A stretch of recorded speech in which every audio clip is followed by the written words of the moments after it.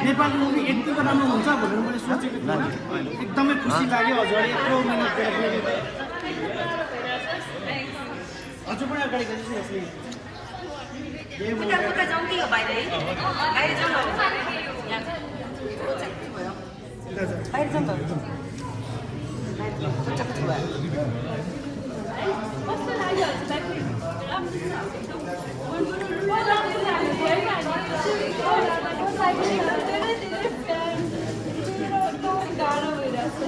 भन्दा आज अगाडि दिन त पाउनु भएको एकदम कस्तो एक्साइटेड अलमोस्ट भइरहेको छ कस्तो लागिरहेको छ धेरै ह्याप्पी लागिरहेको छ नर्भस पनि भइरहेको छ एकदम है त्यस्तो देखेको एकदम नर्भस भइरहेको छ कन्ट्रोल गर्नु होला है थ्याङ्क यू कस्तो लाग्यो तपाईँहरूलाई के मन पर्यो धेरै है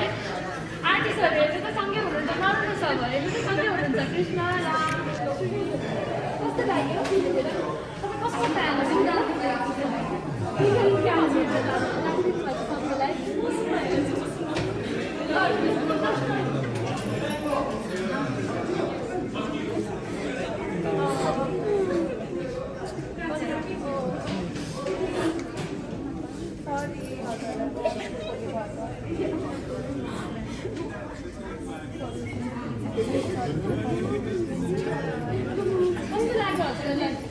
हेर्नु त छेउमा को हुनुहुन्छ कस्तो लाग्यो के मन पर्यो आर्टिस्टहरू पनि तपाईँलाई भेट्न आउनु भएको छ हेर्नु त हुनुहुन्छ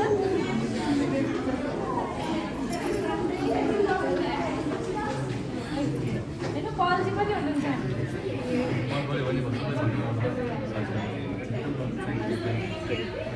कस्तो लाग्यो के मन पर्यो ओके कस्तो फ्यानहरू त रोजियो तपाईँले भेट्न पाउनुहुन्छ राम्रो कृष्ण अनि स्विट हो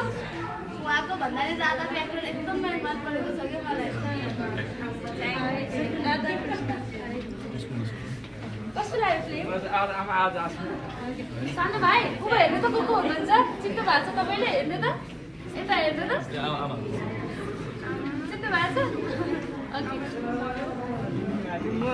आमा हेर्नु तपाईँहरूलाई भेट्न को आउनु भएको छ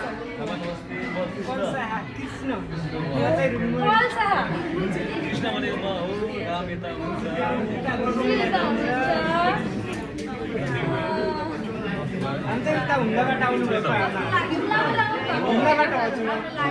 फिल्म हेर्न के लागि आउनु भएको अनि आमाले ल्याएको छैन भोलि म जसरी लिएर आउँछु फर्स्ट नै अनि उसो है म कति रोएको क्या फर्स्ट स्टार्ट हुँदा बित्तिकै यति रोएँ दिदी सम्झाउनु भयो यति रोए कुरै छोडिदिनु क्या भोलि म आफ्नो आमालाई लिएर आउँछु जस्तो हुम्लाबाट तपाईँहरू आउनुभयो तपाईँहरूलाई भेट्न सबैजना आउनु भएको छ फिल्मको थ्याङ्क यू सर यस्तो राम्रो बनाइदिनु फेरि यस्तै राम्रो आमा जस्तै फिल्म बनाइदिनु होला फेरि पनि अर्को पनि धन्यवाद हजुरलाई पनि हुम्लाबाट आउनुभएछ कस्तो लाग्यो फिल्म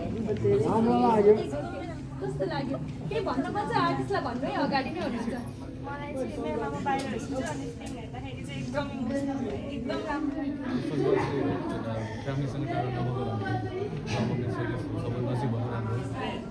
परिस्थिति एकदमै राम्रो कस्तो लाग्यो एकदमै राम्रो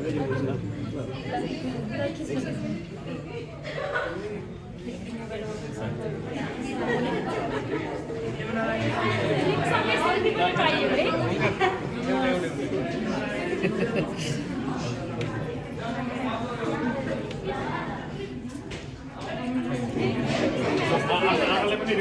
आमाले लिएर आउनुहुन्छ है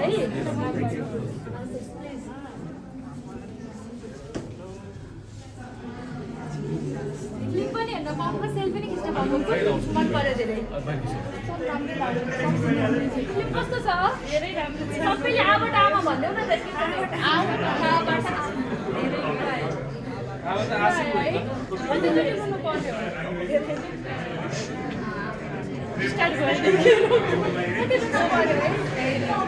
हजुरलाई पनि हेर्नको लागि भन्नुहुन्छ अरू अडियन्सलाई अनि मम्मीलाई लिएर आउनु होला है थ्याङ्क लाग्यो कस्तो लाग्यो हजुरहरूलाई ए ओके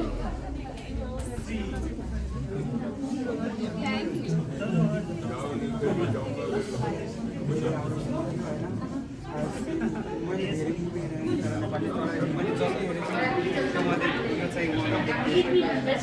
लास्ट मान्छेहरू बोइज डोन्ट क्राई बट यस्तो मुमेन्टमा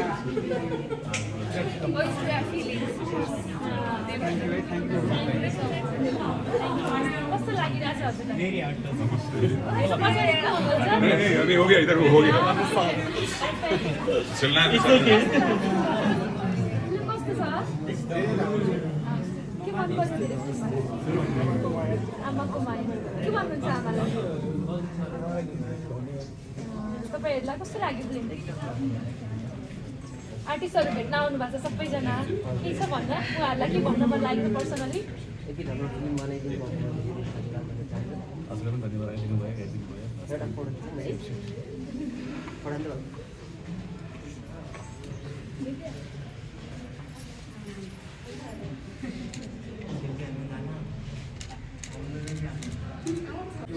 एकदम धार्मिक भावुक बनायो भने पनि यद्यपि चलचित्र रुकिसकेको छ अनि अहिले त क्लाइमेक्स हेर्दा अनि अडियन्सको यस्तो माया पाउँदाखेरि मेरो लागि अब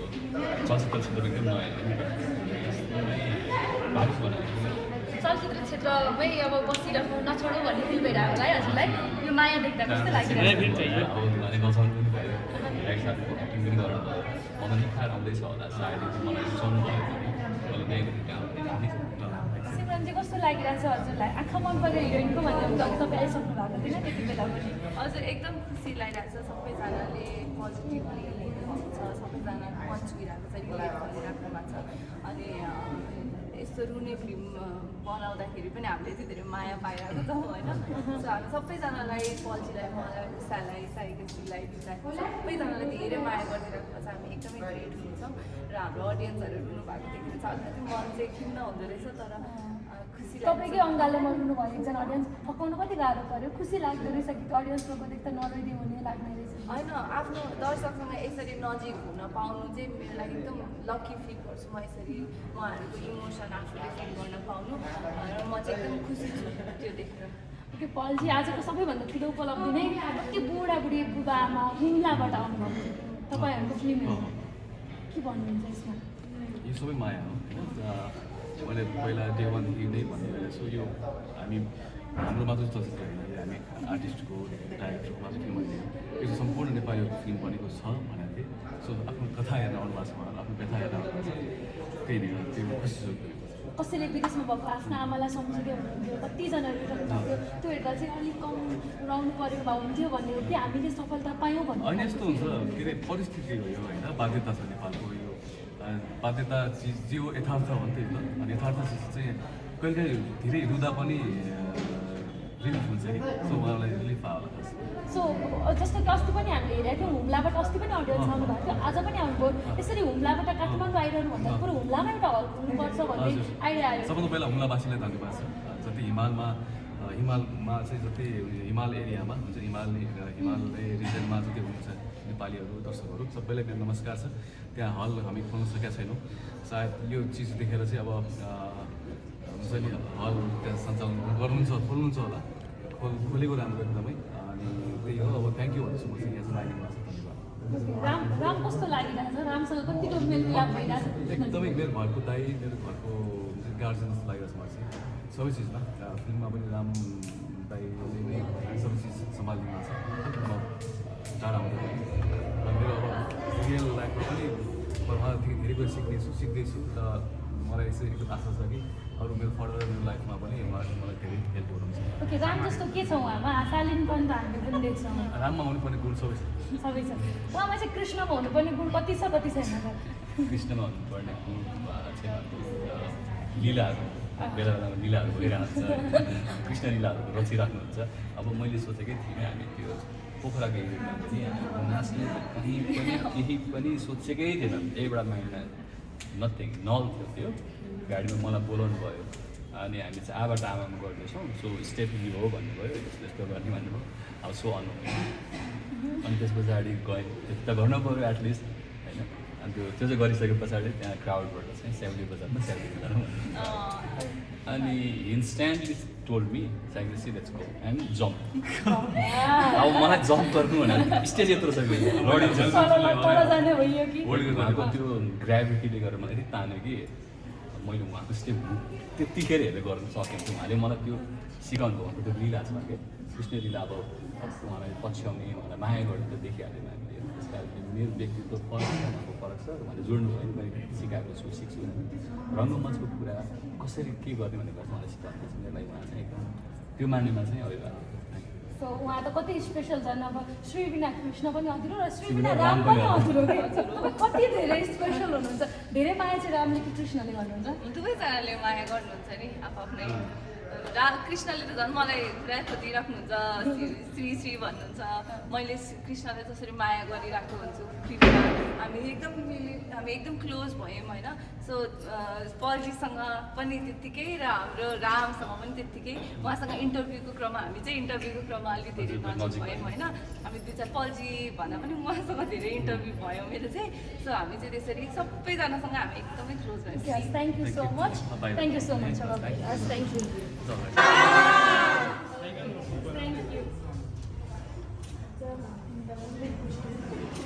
सबैजना आमालाई लिएर आउनु होला है त फेरि सबजनाले आमा लिएर आउनुहुन्छ है कस्तो लाग्यो है अर्को नि आउनु पर्यो एक्टिङ खतरा छ है थ्याङ्क यू